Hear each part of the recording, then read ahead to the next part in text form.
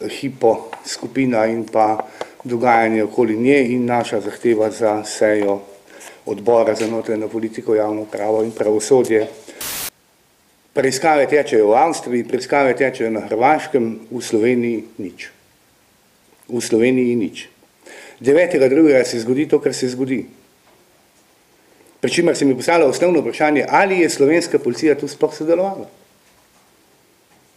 In še temeljno vprašanje, ali so oni odnesli vse te materialne dokaze v obliki telefonov, podatkov, računalnikov in tako dalje, kar lepo v Avstrijo. Tega danes ne vemo. Policija je 9.2. sporočila samo to, da vodi več predkazenskih postopkov.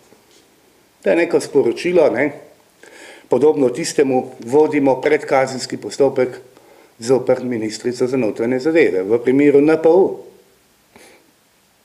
Minilo je leto dni, ali pa minilo bo leto dni, in ta predkazenski postopek še kar vodijo. Naj vas spomnim, da je tudi to posojilo za Nacionalni preiskovalni urad gospodu Pogačarju bilo dano se strani Hypo banke v obliki leasing kredita. Sami ste poročali o seriji nekih posojil gospodu Senici. Vemo tudi to, da to ste razkrili tudi sami, da so povezave z Liechtensteinom, davčno oazo, s poštnimi nabiralniki in tako dalje. Jasno je pa treba reči to, da je Hypo banka neke vrste dvorna banka LDS. Vse se giblje okoli LDS. Tudi vsa vaša poročanja se giblje okoli tega. Jaz ne bom našteval vseh teh zadev, ker ste jih pravzaprav preiskali tako daleč, kot ste jih že sami.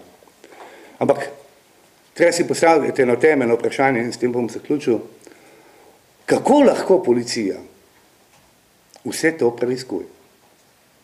Kako? Na čelu policije, odnosno Ministrstva za notranje zadeve, je Katarina Kresal. Drugi člen zakona o policiji je pa jasen. Minister za notranje zadeve, v našem primeru ministrica, usmerja in nadzoruje delo policije. Torej, usmerja in nadzoruje tiste, ki preiskujejo njo in njenega partnerja. Kako? To nam bodo povedali in to jih bomo na izredni seji poprašali. Predsednika vlade pa v enem od sklepov pozvali, da gospe ministrici pokaže vrata.